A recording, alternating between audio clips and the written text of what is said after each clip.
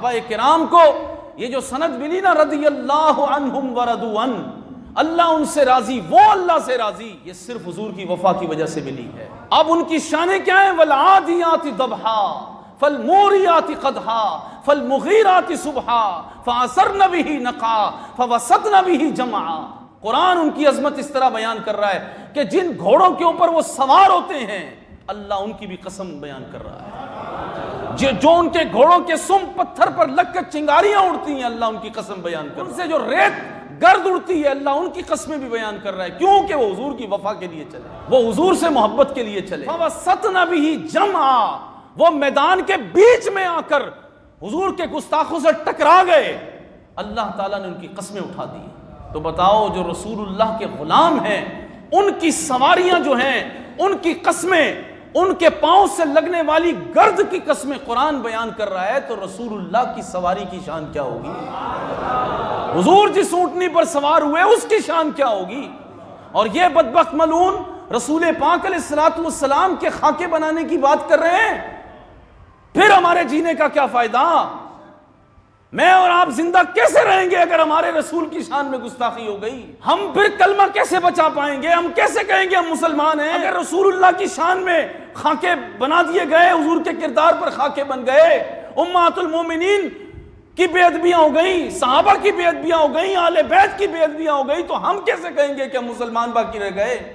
حضرت امام مالک رضی اللہ تعالیٰ عنہ نے یہ فتویٰ اس وقت مدینہ پاک کی سرزمین پر دے دیا تھا کہ ہارون الرشید نے پوچھا تھا کہ کچھ لوگ یہ کہتے ہیں کہ جو گستاخ رسول ہو صرف اس کو کوڑے مار دیے جائیں، آپ کیا کہتے ہیں کہ گستاخ اگر گستاخی کر دے تو امت کو کیا کرنا چاہیے؟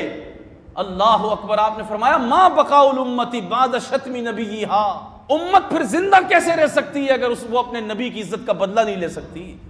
اگر آج فرانس کے گستاخوں کو جواب نہ دیا گیا تو پھر پوری حکومت مردہ ہے، 57 اسلامی ممالک کے سربراہان مردہ ہیں، یہ زندہ نہیں ہے۔ اور میں اور آپ بھی پھر زندہ نہ کہیں اپنے آپ کو، ہم اپنے آپ کو مرا ہوا تصور کریں، سڑا ہوا تصور کریں۔ مت سوچے کہ میرے وجود پہ میں خوشبو لگا کے خوشبو حاصل کر رہا ہوں، مت سوچے کہ میں نے اچھا لباس پہنا ہوا ہے، مت سوچے کہ اب میں دنیا میں عزت کے ساتھ جی رہا ہوں، کیونکہ عزت اسی کی ہے جو رسول اللہ صلی اللہ تعالی علیہ وسلم کی عزت کے لیے، حضور کی عزت کی حفاظت کے لیے آگے بڑھے۔ یہ آج کے بعد کوئی بھی یہ تصور نہیں کر سکے گا اگر رسول اللہ کے گستاخوں کو جواب نہیں دیا گیا تو پھر کوئی نہ کہے کہ ہم زندہ رہ گئے۔ پھر نمازیں، روزے، حج، زکوٰۃ، عمرے، طواف، زمزم، ہر سال مدینے کی حاضری، قرآن کی تلاوت، اعتکاف، پیری مریدی، درس و تدریس، کچھ بھی نہیں ہے، کچھ بھی نہیں ہے۔ اگر حضور سے وفا ہے تو سب کچھ ہے، منبر محراب کچھ بھی نہیں ہے، کچھ بھی نہیں ہے۔ اگر گستاخ رسول کو جواب دینے کے لیے کچھ تو ہمارے بس میں کیا، ایک کمزور قوم بنا دیا گیا ہمیں، ہم تو احتجاج بھی کریں تو اس پر لوگ FIR کاٹ دیتے ہیں کہ اس نے رسول اللہ کی عزت کی بات کیوں کی، اہل بیت اطہار کی عزت کی بات کیوں کی، صحابہ کی عظمت کی بات کیوں کی۔ نوٹ کرو کیوں ملک میں انتشار ہو رہا ہے، حضور کی عزت کی بات کرنے سے انتشار ہوگا؟ انتشار تو وہ کر رہے ہیں نا، وہ کالے جنہوں نے برسر عام یہ ایم اے جناح روڈ پر کھڑے ہو کر 10 محرم کے دن انہوں نے معاذ اللہ رسول اللہ صلی اللہ تعالی علیہ وسلم کے صحابی سیدنا امیر معاویہ، سیدنا ابو سفیان، اور ان کا رشتہ بھی حضور سے کیا ہے کہ سیدنا ابو سفیان کی شہزادی سیدہ ام حبیبہ سارے مومنوں کی ماں ہیں، اور حضرت سیدنا امیر معاویہ کی ہمشیرہ ہیں، سارے مومنوں کی ماں ہیں، کاتب وحی سیدنا امیر معاویہ۔ معاذ اللہ اس ملعون نے، اس کالے رافضی جہنمی کتے نے کھڑے ہو کر معاذ اللہ ان پر لعنت بھیجی، میڈیا پر بھی آیا، سوشل میڈیا پر بھی آیا، حکومت کے جو ٹاؤٹ ہیں انہوں نے بھی سنا، سب نے سنا۔ ایک صحابی رسول، 2 صحابہ کرام، اور ویسے تو عموماً یہ اپنی مجلسوں کے اندر بیٹھ کر صحابہ کرام کے خلاف بک بک کرتے ہیں، ام المومنین سیدہ عائشہ صدیقہ بنت صدیق طیبہ طاہرہ رضی اللہ تعالی عنہا اور سیدنا صدیق اکبر، ان کی اس بے غیرت بدبودار جہنمی کتے نے تکفیر کی ہے معاذ اللہ، وہ آپ کو کافر کہہ رہا ہے سیدنا صدیق اکبر کو، جن کا قرض پوری امت کبھی بھی نہیں اتار سکتی۔ تو پھر ہمارا جمعہ کس کام کا ہے؟ ہمارے وظیفے کس کام کے ہیں؟ ہماری زندگی کس کام کی ہے؟ اگر ہم نہ نکل کے ان کو جواب دیں تو کون بتائیں جواب دے گا؟ ہم صحابہ کے ماننے والے ہیں نا. پوچھ رہا ہوں آپ سے، جس نے صحابہ کرام علیہم رضوان پر لعنت کی، میں آپ سے پوچھتا ہوں اس نے رسول اللہ کو دکھ نہیں دیا؟ نبی پاک صلی اللہ تعالی علیہ وسلم نے ارشاد نہیں فرمایا کہ جس نے میرے کسی صحابی کو گالی دی اس نے مجھے گالی دی، جس نے میرے صحابی کو دکھ دیا اس نے مجھے دکھ دیا، رسول اللہ کو دکھ دیا انہوں نے؟ تو ایسے لوگوں کی زبان کاٹنی نہ لی جائے.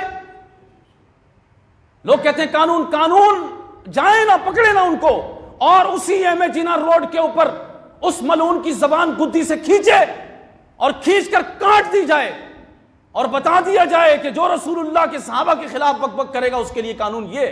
پھر کسی میں ہمت ہوگی؟ لیکن نہیں، ان کو شیلٹر دیا جا رہا ہے. جو علماء ان کے خلاف بول رہے ہیں ان پر کہا جا رہا ہے کہ تمہارے مقدمات درج کر دیے جائیں گے. کرو مقدمے درج، ہمیں تو یہ پتا ہے کہ ہمارا نام صحابہ کے محبین کی فہرست میں درج ہو جائے بس. کل قیامت کا دن ہو، حضور فرمائیں اسے ادھر بلاؤ، یہ میرے صحابہ کی عظمت کا دفاع کرنے والا تھا، یہ ام المومنین کی عظمت کا دفاع کرنے والا تھا، یہ سیدنا صدیق اکبر کی عزت کا دفاع کرنے والا تھا. اس کو بلاؤ، اس کو جام کوثر میں نے اپنے ہاتھ سے پلانا ہے.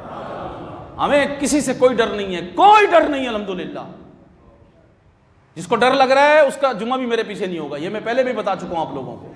جو رسول اللہ کی عزت، حضور کے صحابہ کی عظمت، اہل بیت اطہار کی عظمت کے معاملے میں خاموش رہنا چاہتا ہے وہ خاموش ہی رہے، وہ نکل جائے ادھر سے.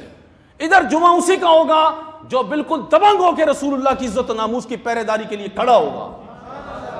ہاں، وہ اعلان کرے کہ میں اپنے نبی کی عظمت اور حضور کے صحابہ والے بیت کی عظمت کے لیے اپنا سب کچھ قربان کرنا چاہتا ہوں.